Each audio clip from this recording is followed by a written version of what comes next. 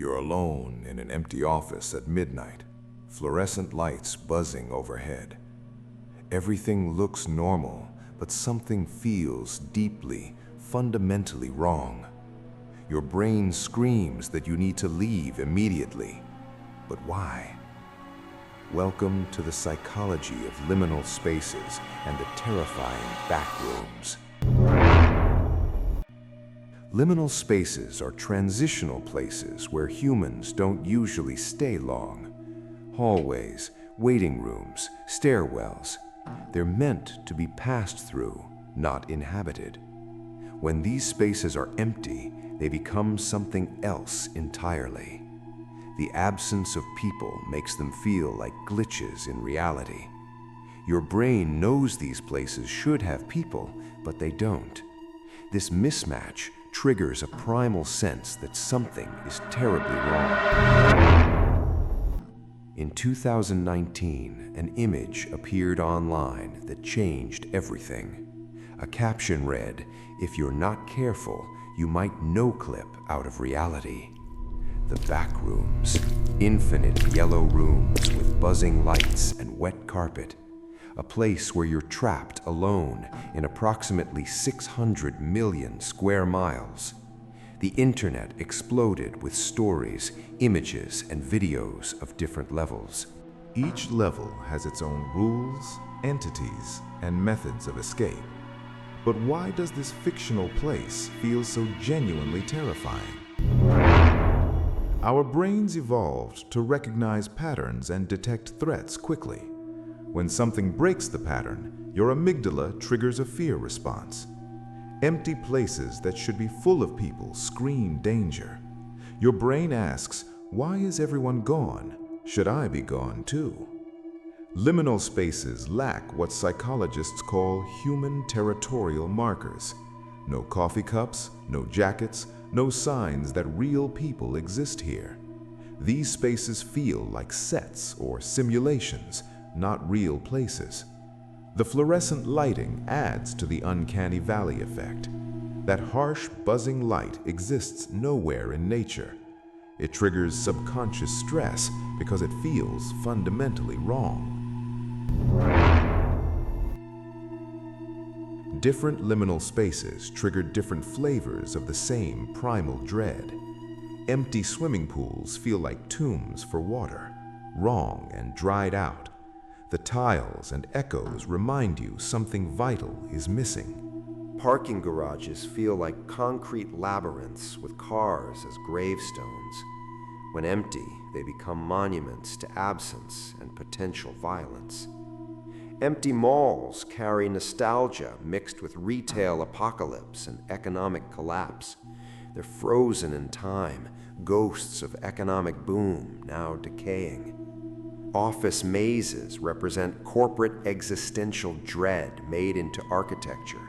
They're designed to be forgettable, which makes them unforgettable.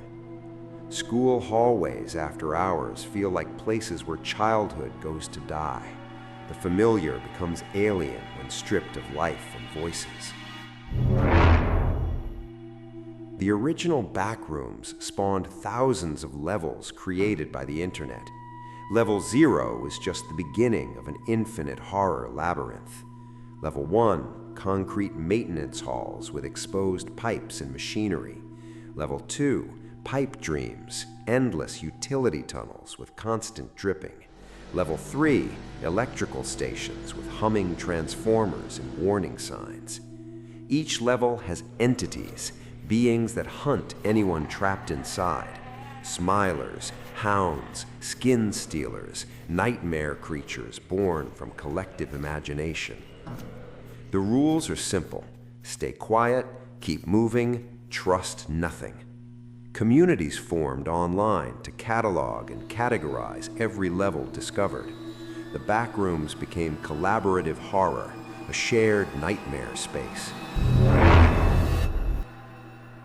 Humans have always been drawn to controlled fear experiences.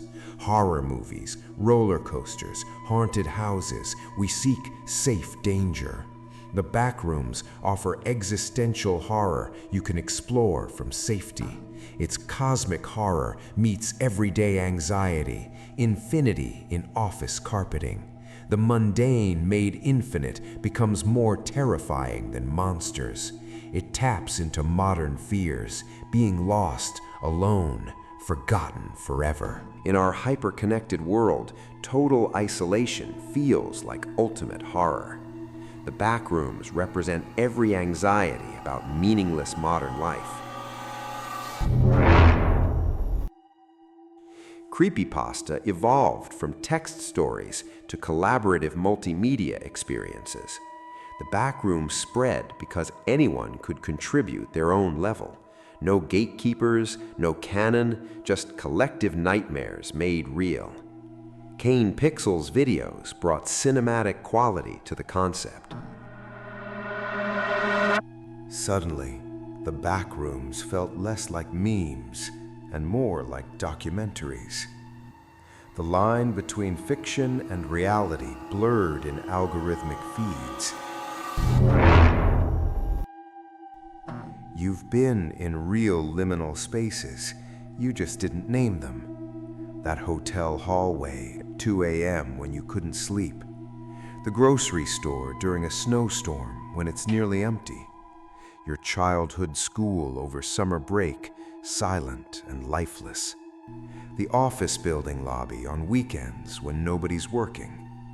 These moments stick with you because they feel wrong somehow.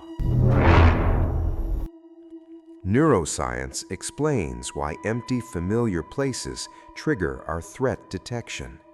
The hippocampus stores spatial maps of places you know. When the map says safe, but your senses scream danger, confusion creates fear. Evolution trained us. Empty gathering places mean predators or disease. Your ancestors who investigated empty villages often didn't survive.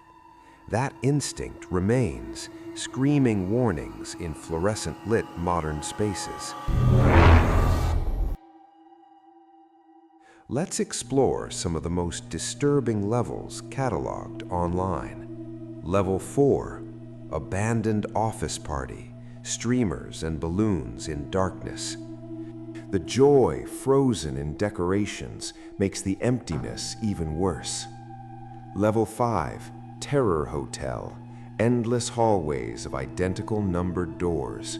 Each room is exactly the same, but something's different each time.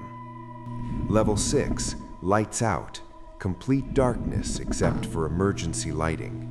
You can hear breathing that isn't yours in the dark.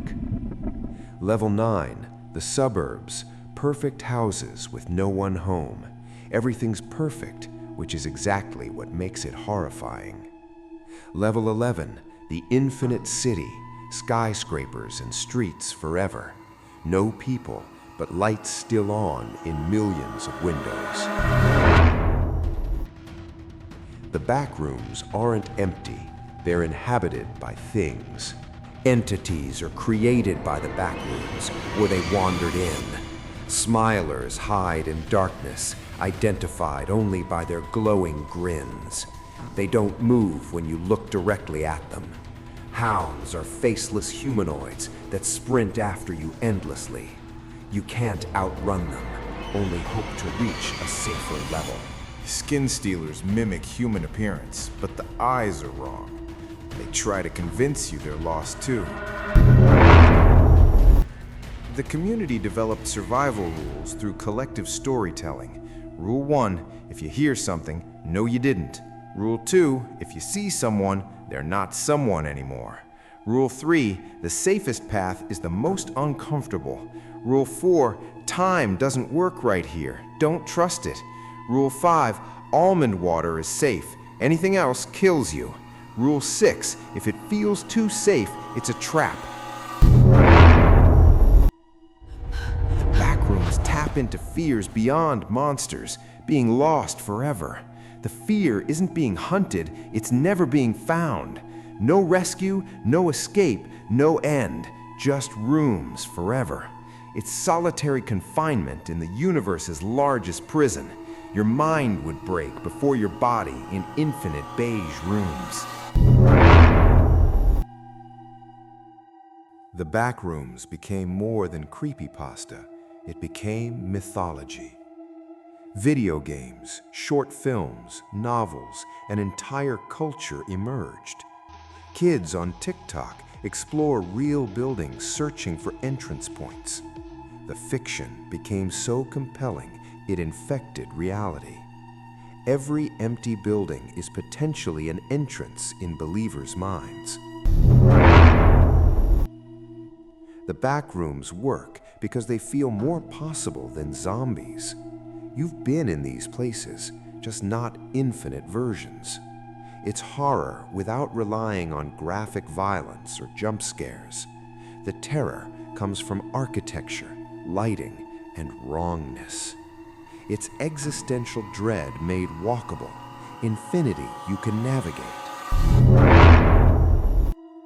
The concept evolved beyond yellow rooms into fractal creativity. Pool rooms became their own aesthetic: tiles, water, humidity. Dreamcore, weirdcore aesthetics spread through social media. Each generation creates new levels reflecting contemporary anxieties. The Backrooms mirror whatever we're collectively afraid of now. So why do empty spaces terrify us so deeply? Because they represent abandonment, isolation, being forgotten. They're places between places, times between times. They shouldn't exist as destinations, only as passages. When transition becomes permanent, it breaks something in our minds. The Backrooms took that feeling and made it infinite. They turned everyday discomfort into cosmic horror. And that's why we can't stop thinking about them. They've invaded our collective unconscious like digital folklore. The next time you're alone in an empty building, notice how the fluorescent lights buzz just a little louder, how the hallways seem just a little longer than before, how that feeling in your stomach says you shouldn't be here. That's the Backrooms bleeding into your reality. And maybe, just maybe, you'll wonder, what if I noclip through this wall right now?